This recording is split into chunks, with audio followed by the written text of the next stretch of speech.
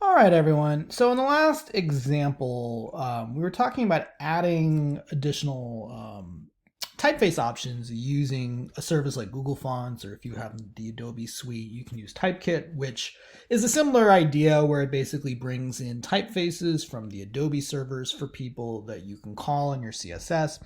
There's another way to do this because not every font exists on the Google font list or the Adobe type font list. So there's another way to work with typefaces, which is to actually install the typeface for the user.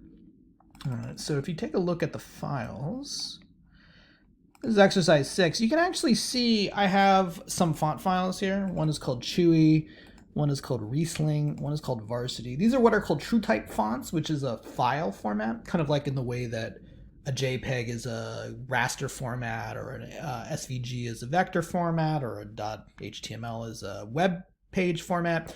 These are font file formats, okay? And if you ever take a class where you make your own typeface, which is possible with software, you would probably export it as a true typeface or possibly an open typeface, an OTF.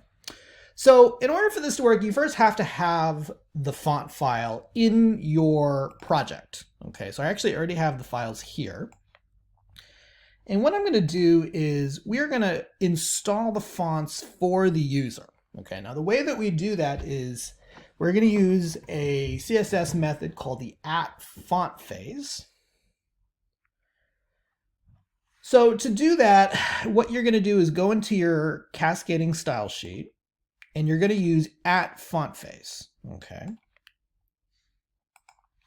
So I'm going to open up exercise 6, and so I want to use Chewy, the typeface. Okay. Now what I'm going to do is I'm going to go @fontphase and put in angled brackets. Now you might notice that this starts with an @ symbol as opposed to like a period like we have for classes, or a hash mark like we have for IDs. The reason why this is an @ symbol is it doesn't technically select anything. Like you're not selecting something to stylize. What you're actually doing here is you're installing something. So that's why it doesn't have this sort of normal notation we have for selectors. Okay. Now the first thing we need to do is tell your browser where to find the file, the actual, font file. That is src, okay? And then the value is URL. URL, if you remember from when we did background image, goes and loads a file, okay? So in this case, we're loading an external file from the CSS document, and the file is going to be whatever the typeface file is, okay? So I'm going to go in here and I'm going to say src URL, and the file name in this case is chewy.ttf, or true type font. Okay. Now, like when you load any kind of file, it is always case sensitive. So if it's lowercase c, it's got to be lowercase c. If it's uppercase c, it's got to be uppercase c. I'm going to use, so this is ttf, all lowercase. Okay. So what this right here basically is going to go and get this font, install it into the user's browser. Okay. The next thing we need to do is tell the browser how do we want to call this typeface? Okay. What is like the quote unquote the name of the typeface when we call it later in the font family? So you can call it anything you want. So I'm going to say font family, and this is where we get to come up with the name. So I'm just going to call this Chewy. Okay, so if someone wants to if I want to call this later in my CSS, I need to refer to this as the Chewy font, capital C. Okay.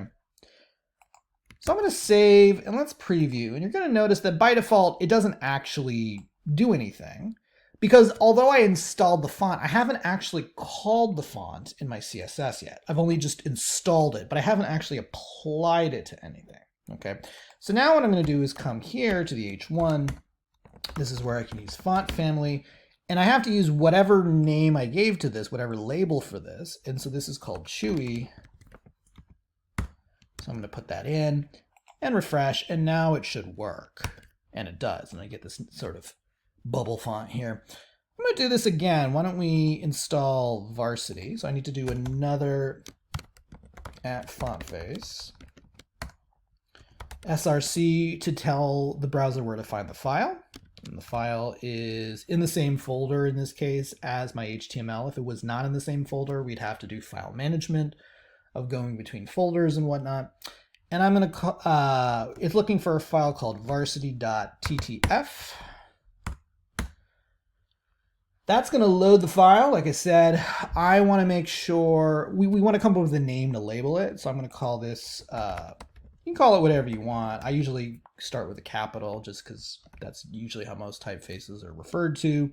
So I'm going to call this Varsity is going to be the name. Now, once again, I'm going to preview this, and it's not applying towards anything. And that's because I haven't actually called it in my CSS. I've just loaded it. So I'm going to go here, and let's do H2, font family, Varsity, and now it should work. Okay, and you can see that it's working.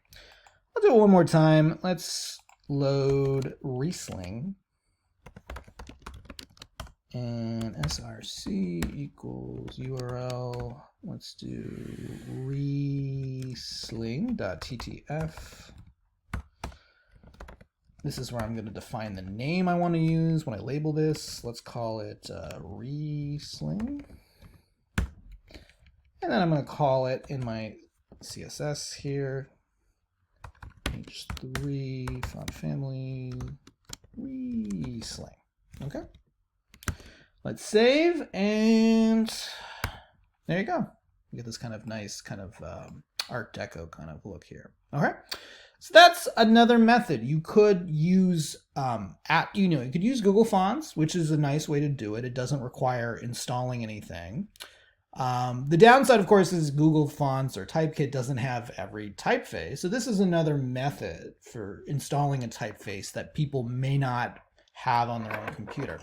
The downside of this is, depending on the speed of your computer, they do have to download the font file in the way that they have to download any file, like the way they would have to download an image or a video. So if they have to download a font, it will take a second or two before the typeface loads.